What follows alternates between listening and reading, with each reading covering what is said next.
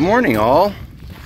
It's time for another walk. It is another gorgeous day out here. It rained really heavy last night, and the air is nice and cool. It's about 60 degrees. The sun's coming up. Look how blue that sky is. How crazy is that? It's like something out of a picture, right? Well, it's Sunday morning, and I thought, since it's Sunday, that I would talk a little bit about my faith. Come on, fans. And she's getting on another scent. And if you're not a Christian, I am a Christian first and foremost. I am a believer. If you're not a Christian, please stick around and just hear me out, because I think the message this morning transcends the different faiths. You know, Christianity, Judaism, Muslim, Buddhist, Zionist, whatever, or Zoroaster. Anyway, there's a message there. But I'm going to start off by saying, disclaimer: I am not a theologian. I am not an apologist. I'm just a guy trying to make his way through the world. And my faith is one of the things that has helped me get through it, especially recently. And the other thing is, I've only been a Christian for about, born again, for about 18 years. And I still, to this day, find wonderment in my faith. And I want to share a story with you. And again, bear with me with this, because, come on, Fancy. Bear with me with this, because the message applies to everybody. Man, she has just been, this morning she's like all over the place. She's stopping, she's getting her feet tangled up. Okay, first off, the wonderment. So, see, look at her. This is what I've been dealing with all morning long. You think after it rained that all the scents would be washed away, but it's just worse now. Anyway, the sense of wonderment. There's a story in the Gospels about Jesus and a couple of his apostles that right before the crucifixion, going up to the Garden of Gethsemane, and they're talking, and Jesus is praying, and Judas Iscariot sells out Jesus and brings the magistrate and his people to arrest Jesus. Well, they show up, and Simon Peter whips out his sword and slices off the magistrate's slave's ear. Needless to say, everybody is sufficiently upset about this, especially the guy that got his ear cut off. Well, Jesus very calmly reaches down, grabs the ear, and reattaches it. And that story always, it amazed me, and it caused me a lot of confusion. Because the amazement part was that Jesus was able to reattach the guy's ear. And just how miraculous is that? And the confusion part was, how could these people see him work that miracle and still arrest him and still crucify him in the face of that evidence? You know, and like I said, it always confused me.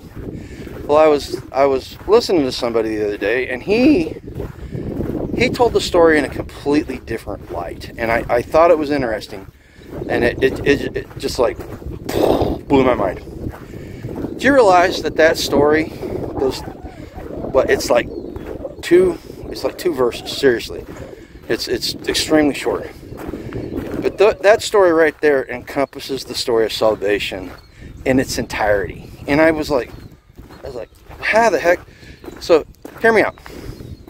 So this guy pointed out that when Simon Peter cut that guy's ear off, that guy was a bondservant, which is slave by Bible terms, but he was a bondservant. So that means he was bonded to this guy through financial obligations.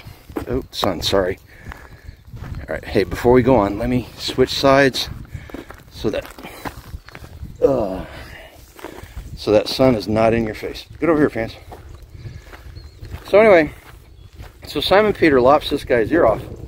That's a capital offense, because that is an attack directly against the magistrate. And he If he went to court over that, he would be sentenced to death.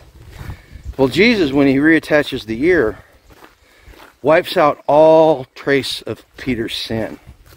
And if they go to court, no court in the land could convict Simon Peter because there was no evidence of a crime.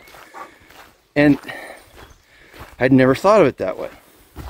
And that is salvation in a nutshell. God sent Jesus down, and Jesus, through his sacrifice on the cross, wipes out all our sins. And that's what allows me to stand here and tell you that my witness on a daily basis is terrible. And I really wish I was better. I'm working on it. I'm seriously working on it. We're all a work in progress. We're all sinful in our nature. But I just, it amazed me that such a powerful message can be put into such a small bit of words and have it work. You know, and again, this is my faith. It may not be your faith, but it's out there. Now, one of the reasons why I'm a believing Christian is because even if you do not believe in the Bible, you do not believe in the divinity of God, you know, the spiritual aspects of it all. Even if you don't believe the Bible, if you follow the teachings in the Bible, your life is better for it. Right? So even if you don't believe, what's the harm? What's the harm in following the 10 Commandments? You know, or not following is not the right word if you're not a believer. What's the harm of not adhering to the concepts behind the 10 Commandments? Thou shalt not steal, thou shalt not murder, thou shalt not covet thy neighbor's wife. You know, if you live by these rules, your life's going to be much better for it. You know, and again, I'm not an apologist. I'm not here to change anybody's heart. You know why? Because I can't. So I'm not even going to try. All I can do is share my beliefs with you. And the only thing in the entire universe that can change your heart is God. Right? So that's between you and him. Don't think I'm out here proselytizing or anything like that.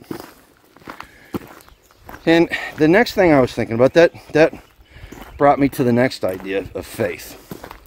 You know, actually faith and hope.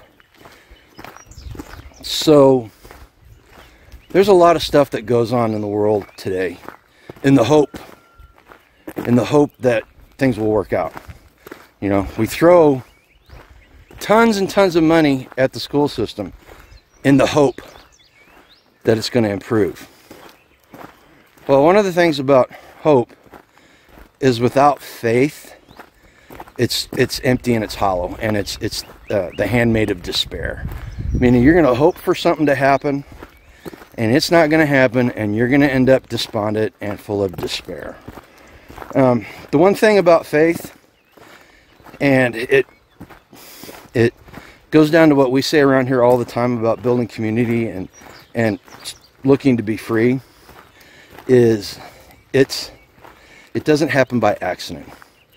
You have to purposely, it's intentional. There it is. That's the word I'm looking for. Faith is intentional.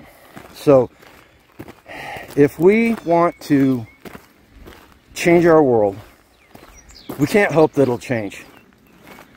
You know, we can't sit back and not be involved and hope that it'll change.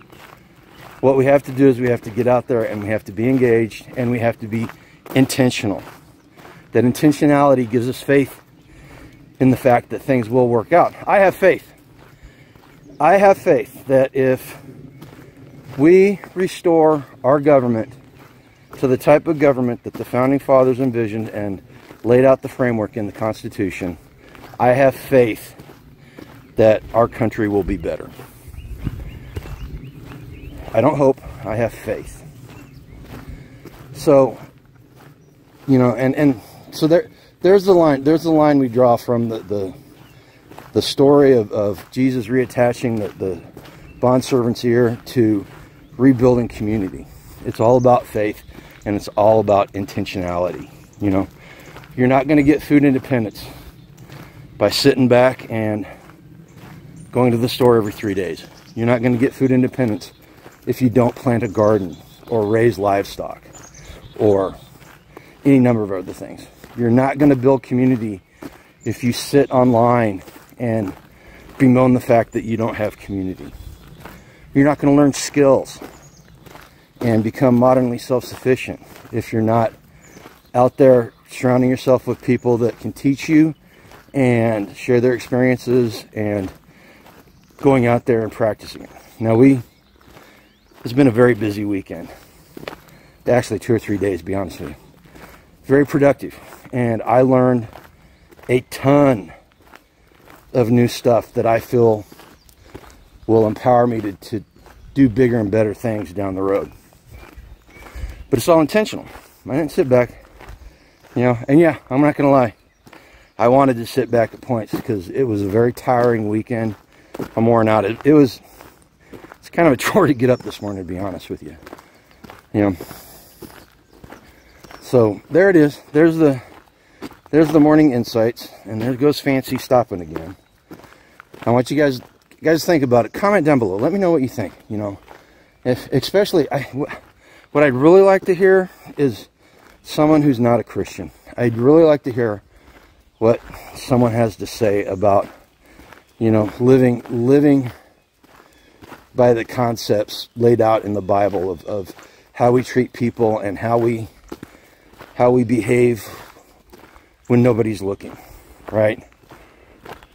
Now, it's Sunday, and normally in these videos I've been hitting you guys up to do something to support the channel financially. I'm not going to do that. In fact, I don't want you to go down and look at the affiliate links. The only support I want from everybody this morning. Oh, Fancy just saw a deer. I almost yanked my arm out of the socket. The only support I want for the channel from you guys is, like I said, comment. I want to hear the conversation. Share this out. If you know somebody that may be in need of that message, go ahead and share it out with them. And most importantly, if you're not a subscriber already, go ahead and subscribe.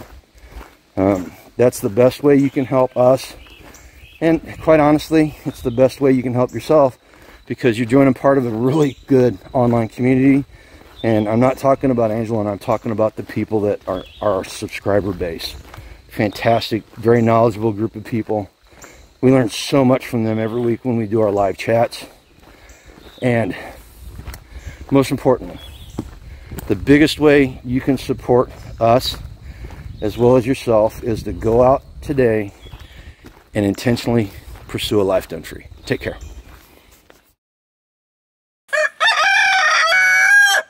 Thanks, Milo.